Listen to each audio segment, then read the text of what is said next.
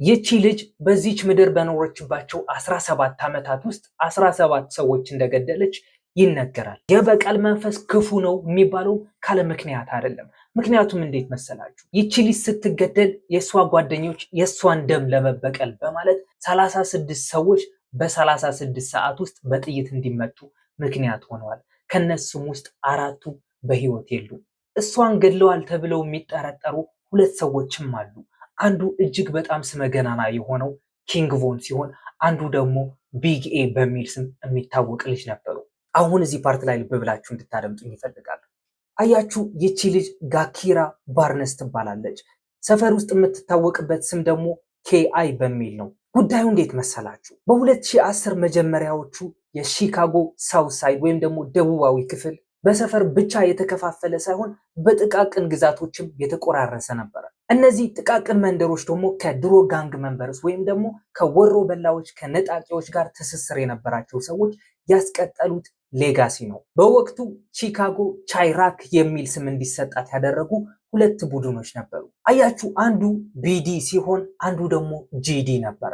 ቢዲ ስታንድ የሚያደርገው ብላክ ዲሳይፕልስ ሲሆን ጂዲ ስታንድ የሚያደርገው ደግሞ ጋንግስተር ዲሳይፕልስ ነው። ትርጉሙ ስናየው ደግሞ ጥቁር ደቀ መዛሙርትና የጋንግስተር ደቀ መዛሙርት ማለት ነው። የውጭ ሰው የማይረዳው ወይም ደግሞ ከቻይራክ ውጭ ያለ ሰው የማይገባው ነገር ቢኖር ቺካጎን ቻይራክ የሚል ስም እንድትይዝ ያድርጉ እንጂ እያንዳንዱ ቡድን የየራሱ መሪ ነበረው። የየራሱ በቀልና የየራሱም የሚበቀልለት ጓደኛ ነበረው። ቻይራክ ስንል ግን ትርጉም ምንድን ነው የምትለኝ ከሆነ ደግሞ ቺካጎና አይራቅ አንድ ላይ ፊውዝ ተደርገው የወጣ ስም ነው። እናም በቺካጎ ደቡባዊ በኩል ፓርኪንግዌይ ጋርደንስ የተባለ የጋራ መኖሪያ ነበረ። እዛ ቦታ ላይ ደግሞ ቢዲ የተባሉ ወይም ደግሞ ብላክ ዲሳይፕልስ የተባሉ ጋንግስተሮች የሚሰባሰቡበት ቦታ ነበረ። በኋላም ኦብሎክ ተብሎ የተጠራ ሰፈር ነው። ማዶ ለማዶ ወይም ደግሞ አንድ አስፋልት ተሻግረ ደግሞ ቱካቪል የተባለ የጂዲ ጋንግስተሮች ይገኙ ነበረ። እነዚህ ጋንግስተሮችም ልክ እንደ ቢዲ በደም የተጻፈ ታሪክ ነበራቸው። እርስ በራሳቸው ግን አይዋደዱም። ቺካጎ እኮ የድሪል ሙዚቃ ፈርቀዳጅ የሆነው የቺፍ ኪፍ ቤቱ ስትሆን ለሚሼል ኦባማም ቤቷ ነበረች። በቺካጎ የድሪል ካልቸር ውስጥ ደግሞ ሞት መግታት በፍጹም አትችሉ፣ ይልቁንም ያባብሰዋል። እያንዳንዷ ግድያ 4 ነጥቦችን ትፈጥራለች። አንደኛውም የሟች ጓደኛ ወይም ቤተሰብ የሚበቀልለት ስም ይፈልጋል። ሁለተኛ ደግሞ የሟች ስም የሚጠራ የዘፈን ግጥም ነው። ሶስተኛውን ካየን ደግሞ እውነታውን የሚያዛባ ወሬ ነው። አራተኛም አለው እንዴ? ኦኬ፣ አራተኛ ለካ ቺካጎ ልትወጣው የማትችል ረመጥ ውስጥ የከተታት የበቀል አዙሪት ነው። አያችሁ፣ አንድ ራፐር አንዱን በዘፈኑ ዲስ ያደርጋል ወይም ደግሞ ይተቻል ወይም ይሰድባል። በእነዚህ ዲስትራኮች ደግሞ እያንዳንዱ ራፐር የግሉ የክስ መድረክ ነበረው። የክስ መድረክ ብቻ ሳይሆን የኑዛዜ መድረክም ነበረው።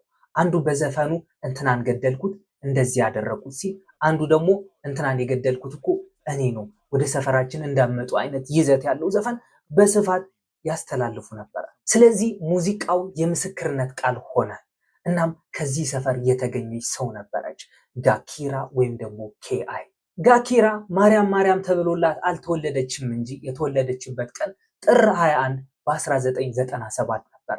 እናም ሁሌም እንደምንለው ጋኪራ ምን ነበረባት? ችግር ነበረባት።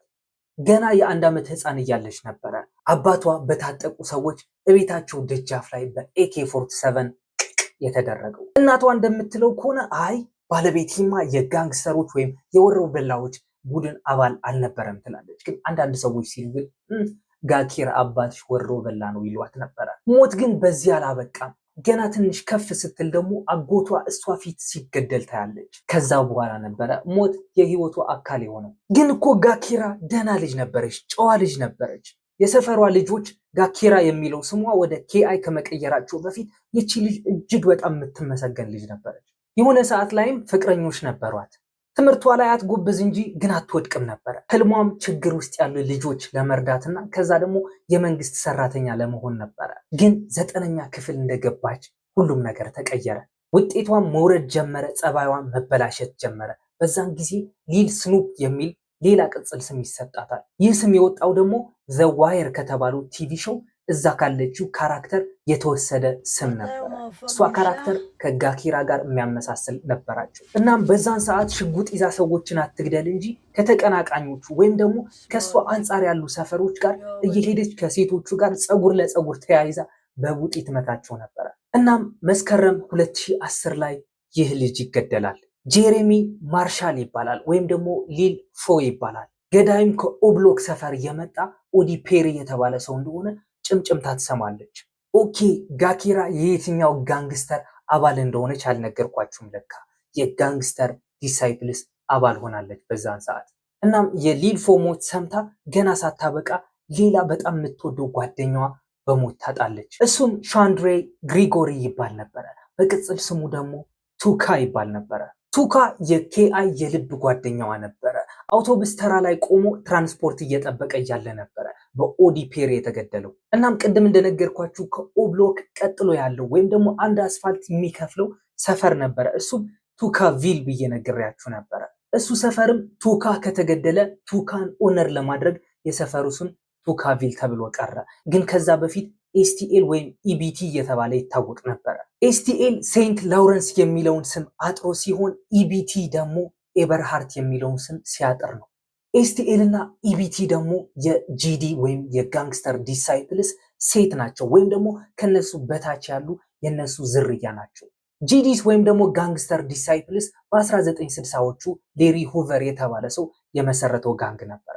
ይህ ሰውም እስከ ቅርብ ጊዜ በእስር ቤት የነበረ ሲሆን እነዛ ኤስቲኤል እና ኢቢቲ ደግሞ የጎዳናዎቹ ስም ነበሩ። እናም ኤስቲኤል እና ኢቢቲ ከቱካ ሞት በኋላ ቱካ ቪል ብለው ሰፈራቸው እንደሰየሙ በዛን ሰዓት ደግሞ የኦብሎክ አባል የነበሩ ቺፍ ኪፍ ቱካን ዲስ ማድረግ ይጀምራል። የሞተውን ቱካ አይሚን እንደዛ ነው የሚያደርጉት። በሞተ ሰው በጣም ያላግጣሉ፣ በጣም ሙድ ይይዛሉ። በዛን ሰዓት ነበረ ኬአይ ለጓደኛዋ በቀል መፈለግ የጀመረችው። በጣም የሚያሳዝነው ደግሞ እነዚህ ሰዎች በጣም ህፃናት ናቸው። ለምሳሌ ቱካ ካየን የሞተው በ15 ዓመቱ ነበረ። የቱካ ሞት ልቧን የሰበራት ጋኪራ በዛን ሰዓት ከበቀል ውጭ ምንም ነገር እያሰበች አልነበረም።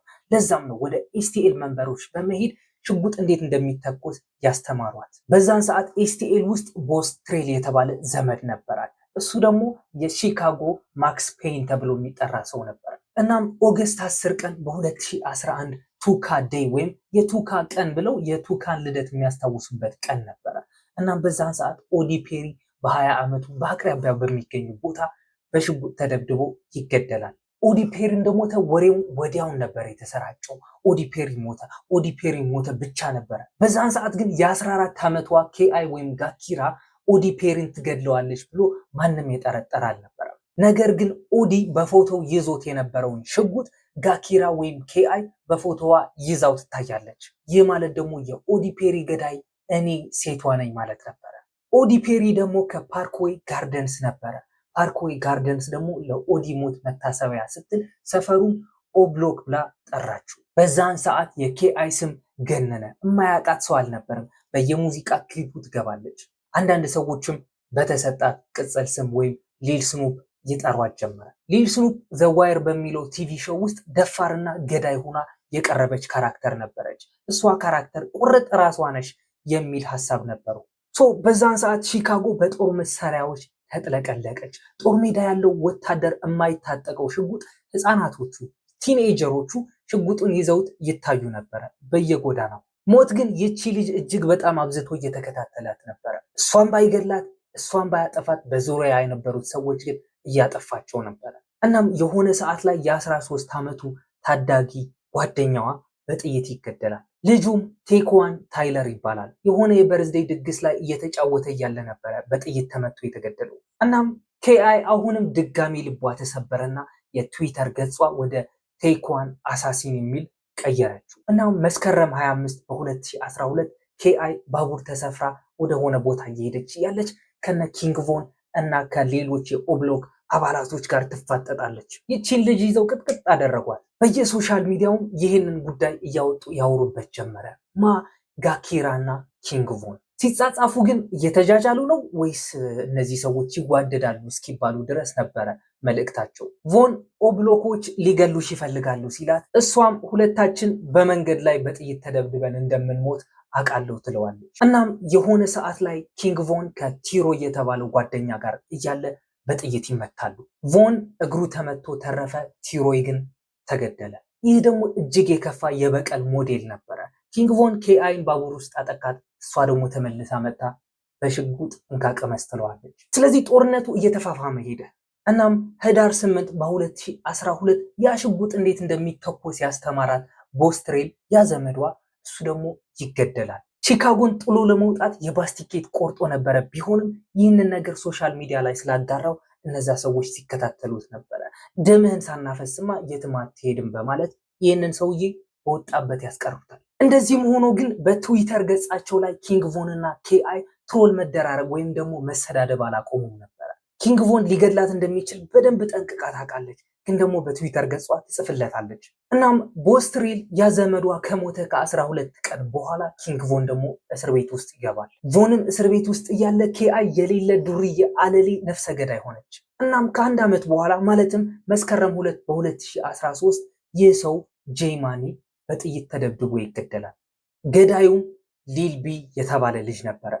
ኦፍኮርስ ጄይማኒ ከኦብሎክ ነበረ፣ ሊልቢ ደግሞ ከጂዲ ነበረ። እናም በዛን ሰዓት ጋኪራ ትዊት ያደረገችው ነገር ነበረ። ጄይማኒ ጭንቅላቱን ስለማይጠቀምበት ጭንቅላቱን በጥይት አፈረስ ነው ብላ ትጽፋለች። መልሶም ከአንድ ዓመት በኋላ ደግሞ ፌብሩዋሪ ወር ላይ በ2014 ሊልቢ በፖሊስ በጥይት ተደብድቦ ይገደላል። አያችሁ አይደለ ጉዳዩ እንዴት የተያያዘ እንደሆነ።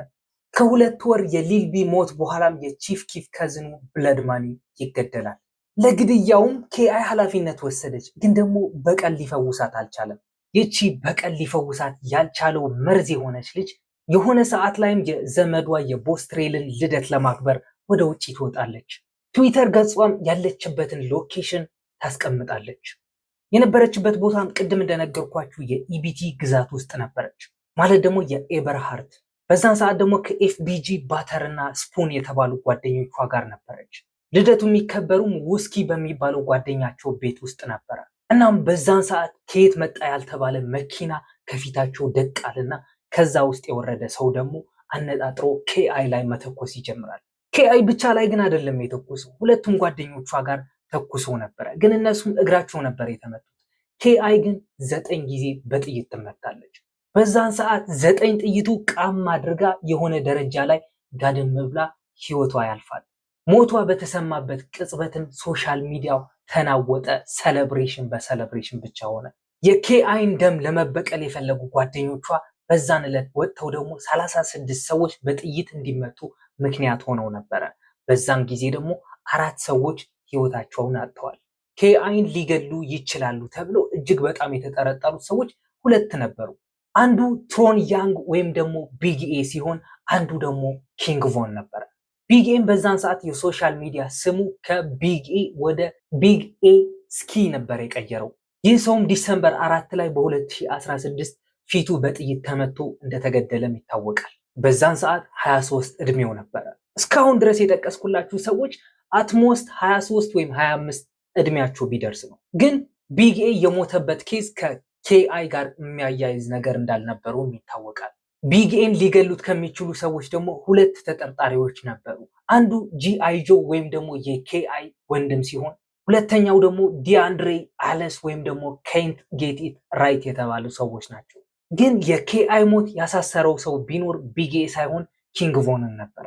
እናም ሚያዝያ 24 በ2014 ኪንግ ቮን ይታሰራል። ግን ፖሊሶች በቂ ማስረጃ ስላላገኙ ኪንግ ቮን እየሳቀ ከእስር ቤት ይወጣል።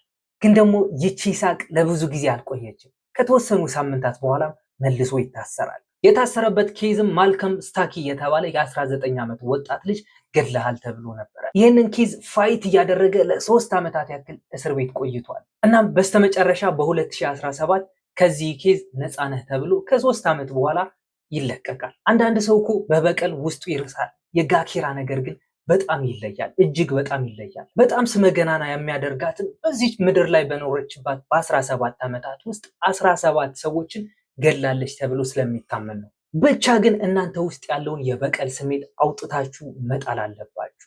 እስካሁን የለፈለፍኩትን ነገር ከተመቻችሁ ደግሞ ኦፍኮርስ ይመቻችኋል። ይህንን ቪዲዮ ላይክ ማለት እንዳረሱ፣ ቻናሌንም ሰብስክራይብ ማድረግ አትርሱ። እስኪ ቀጣይ ደግሞ እዚህ ስቶሪ ላይ ከተጠቀሱ ሰዎች ያንዱን መርጣችሁ የዚህ ሰው ስቶሪ ይቅረብልን የምትሉት ሰው ካለ ኮመንት ላይ ማስቀመጥ እንዳረሱ። ቀጣይ ደግሞ ባበደ ቪዲዮ እስክንገናኝ ድረስ ሰላማችሁን ያብዛልኝ። ይሜ